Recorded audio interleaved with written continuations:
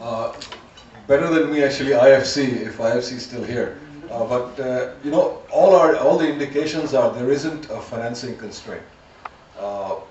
This is what we are being led to believe, both in the domestic capital markets as well as international. What's probably more the issue is, bankable projects being put together in a form that financing can actually flow, and that's one of the things that this study, especially the policy and regulatory part of the study, will try to identify the constraints that are holding back investment.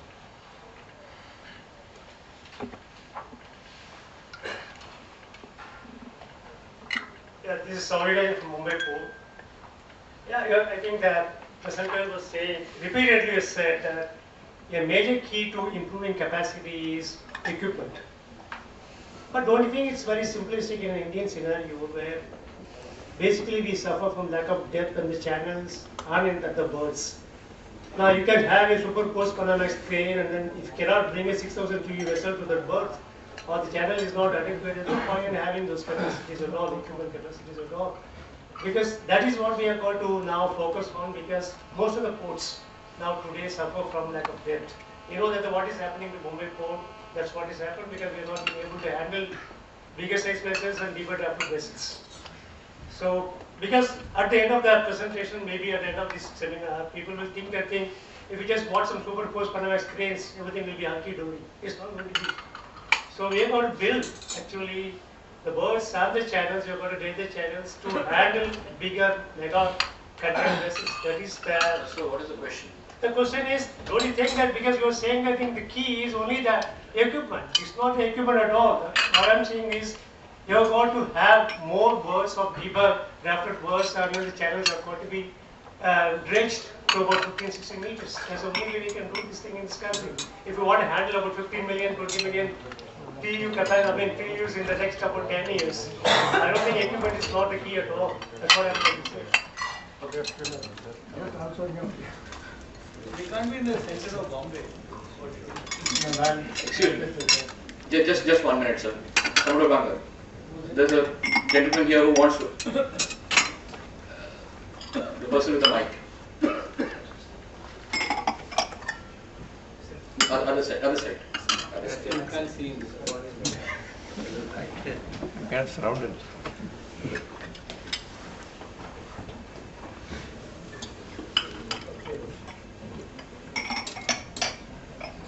Yeah, my name is R.R. Rao. I am from ICRA, Management Consulting Service.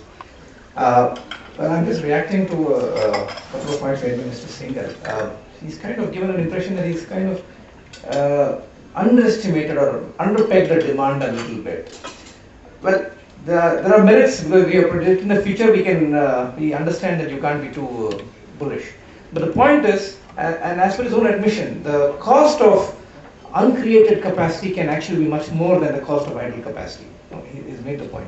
Second point being that if you actually make a policy document that gives a one particular figure for expected demand or capacities to be created, financiers are going to be wary of creating capacity at the margin. Therefore, it might be better if the World Bank would take it into consideration that give a range for what could be demand. Because you have imponderables, you're not taking into account transshipment, which is a legitimate economic activity for which you do need capacity. You also have the fact that your economy, if it's growing at 7 to 8% per annum, and that's the stated objective of the Planning Commission and the government, and that is actually in the realm of possibility, export-import must have to grow significantly more, because as our economy opens up, definitely it has to grow much higher than 9 or 10%. It can't be 9. You can't say 9% growth, 10% growth, and economy growing at 8%. Not in India's state today. Therefore, the point is, the suggestion I'm actually putting forth for this house and as well as for the report makers is, can you give a range for the demand, especially as you go on 2015 and onward? Because otherwise it puts financiers in a bind when they come to financing capacity creation. I think can be incorporated. Yes. Yeah.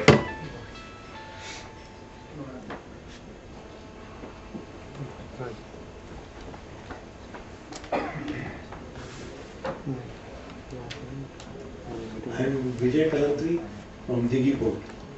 Of course, I've seen your figures on what we forecast, demand. Suppose it may vary a little bit, but definitely demand is going to be up.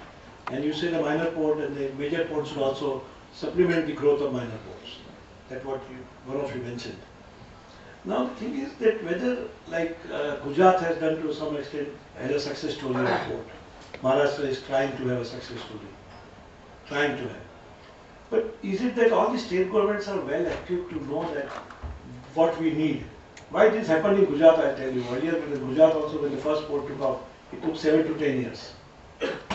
Because once you go to for a land or once you go that you want to develop such a minor port, first of all, the officers or the concerned authorities are not aware what is port.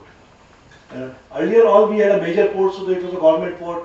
They allotted the land, they allotted everything, even the funds, whether viability, bankable, as Mr. George said, the bankable project, I don't know what is bankable project, but the bankability and all, that was not earlier considered. If you talk about JNPT and if you talk about Mobibo, it was the government land given, there was no values in it. So what I say is it that our administrators, the concerned authorities and the administrators are well equipped to foresee such minor ports coming up so fast in view of the demand and whether it will happen? So your question will be answered by the second part of the presentation by Feedback Venture and IDC, IDFC. I quite agree with your view in terms of the understanding of the port infrastructure and the build-up and the technical issues involved in terms of environment, a lot of issues. States are not well equipped except probably Gujarat. We have worked with some of the government agencies and we realize that probably there's a large requirement for training, understanding. But at the same time, the flip side of it also, because people don't understand, the regulations, probably the development could be even faster. Because if they understand, then probably that's the other side of it. You understand. So there should be like a timetable, a time-bound timetable, whether it is state government or whether it is financial institution, both ways. It should not be only with the port developer, but it should be both ways. Which does not happen. Yeah, we feel across states, apart from GMB and MMB, in fact, rest of the states need to constitute bodies. There has to be a regulation which will be encompassing, which will take care of both at the federal level as well as at the state level. There are conditions, especially on the tariff side, which are very attractive at the state level, but not so attractive at the major port level. So there's a whole lot of issues which probably our other Module 2 consultants will discuss. The last question, please.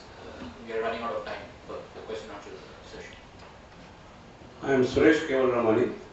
I have two questions. One is, what is minimum transshipment cost a container has to pay in Singapore or any other transshipment port compared in India? You have any study on that? And second question is, minimum cost to an exporter or importer, which Indian port charges, which is there are major or minor ports, but which is the port which charges minimum cost to an importer or exporter? Anywhere in the world, or India. See, as far as transshipment rates in most of the other countries, Hong Kong is in fact one of the most expensive ports for transshipment. Singapore is also, they're all $110, $120 because again there is a lift, you have to keep the container on the quay and then you have to lift off. So there are two movements which are involved in transshipment. We did a study, probably I can send you a copy of that, where we compared the cost of transshipment cost in India vis-a-vis other ports.